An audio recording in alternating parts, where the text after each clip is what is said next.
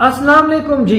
2014 की बात है। कुछ सियासी जमातों का, कुछ सियासी लोगों का एक एजेंडा बना था।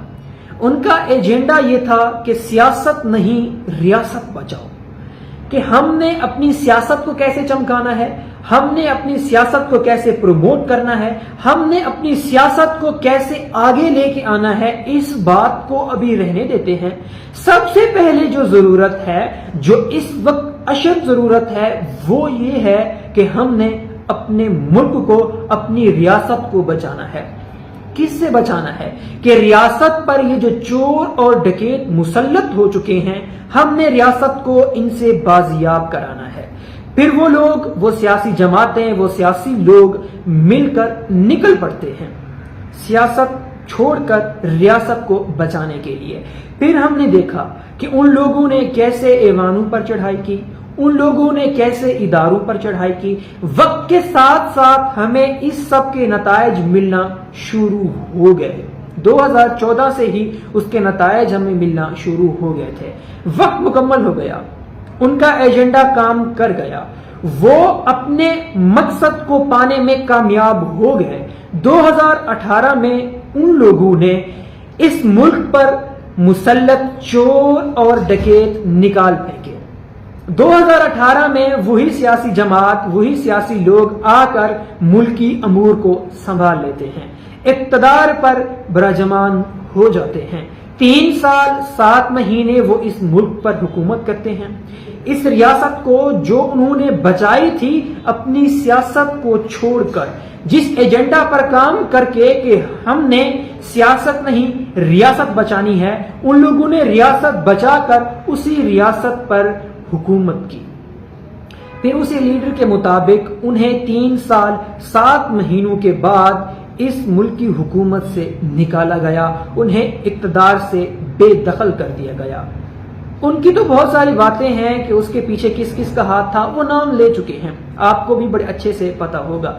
हाँ, एक और बात, जिसका नाम उन्होंने लिया था हुसैन हक्कानी साहब का, उसने हद के इज्जत का मुकदमा इमरान अहमद खान नियाजी पर डाल दिया है कि इमरान अहमद खान नियाजी ने झूठ कहा है कि जनरल कमर जावेद बाजवा ने मुझे प्रमोट किया था, मुझे इमरान अहमद खान नियाजी को बेदखल कराने के लिए हायर किया था।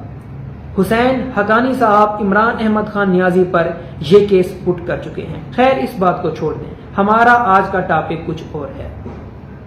हुकूमत में आ गए, हुकूमत से निकल गए। अप्रैल 2022 की बात है। वो सियासी लोग, वो सियासी जमात जो कहती थी कि सियासत नहीं रियासत बचाओ, जब वो रियासत से बेदखल हुई, रियासती अमूर से बेदखल हुई, तो उसने अपना नारा तब्दील कर लिया, उसने अपना एजेंडा तब्दील कर लिया।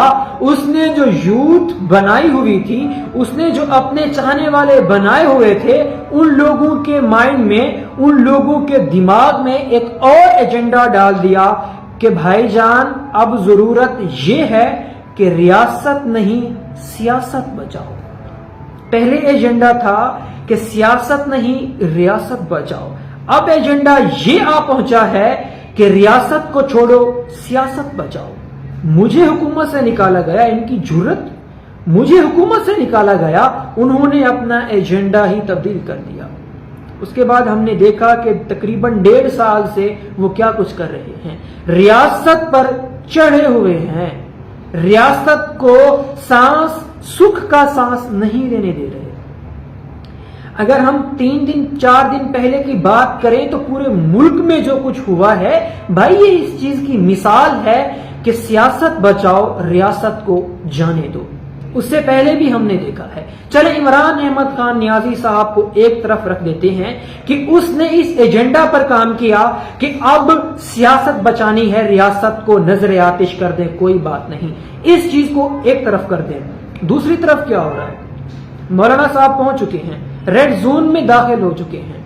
उनसे कहा गया है कि आप रेड जोन में दाखिल ना हो, दफा 144 नाफिज है अभी तक इस्लामाबाद में, आप ना आए, पर वो भी आ गए हैं। वो भी शायद रियासत को एक तरफ रखे हुए हैं कि हमने भी सियासत बचानी है। اب تو جنگ چڑ گئی ہے نا. اگر عمران احمد خان نیازی صاحب اپنی سیاست بچا رہے ہیں تو بھئی ہم لوگ کیوں نہ سیاست بچائیں. تو وہ بھی میدان میں آ چکے ہیں, وہ بھی اداروں پر حملہ کرنا چاہ رہے ہیں. اللہ معاف کرے ایسا کچھ نہ ہو, پر اگر ایسا ہو جاتا ہے تو وہ بھی اسی لسٹ میں شامل ہو جاتے ہیں, اسی ایجنڈا میں آ جاتے ہیں کہ سیاست بچاؤ, ریاست کو جانے دو, ریاست جہاں جاتی ہے ہمیں اس سے مطلب نہیں ہے. اب ایجنڈے تبدیل ہو چکے ہیں, اب جھگڑا ہو چکا ہے, اب سیاسی لوگوں میں جنگ چھڑ چکی ہے کہ ریاست کو جانے دیں, ریاست بھاڑ میں جائے, ریاست نظر آتش ہو جائے, ادارے بھاڑ میں جائیں.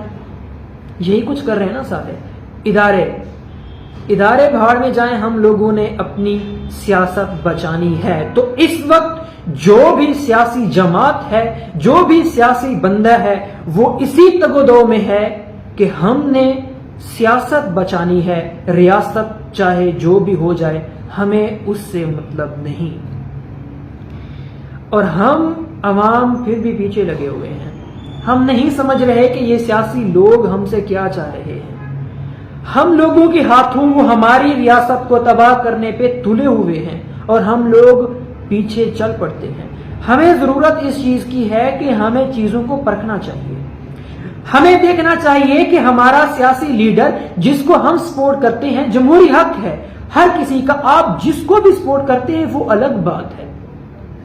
آپ اپنا جمہوری حق استعمال کر رہے ہیں, پر دیکھیں خدارا اس چیز کو پرکھیں کہ آپ کا سیاسی لیڈر آپ سے اس وقت چاہ کیا رہا ہے کہ آپ میری عزت بچائیں, اپنی عزت داؤ پر لگائیں, اپنی عزت داؤ پر لگائیں. آپ جیلوں میں جائیں, آپ مریں, آپ ڈنڈے کھائیں, جو کچھ ہوتا ہے آپ اپنے ساتھ ہونے دیں, ریاست کو نظر آتش کر دیں, ایوانوں پر چڑھ دوڑیں, سپریم کورٹ کے احاطے میں داخل ہو جائیں.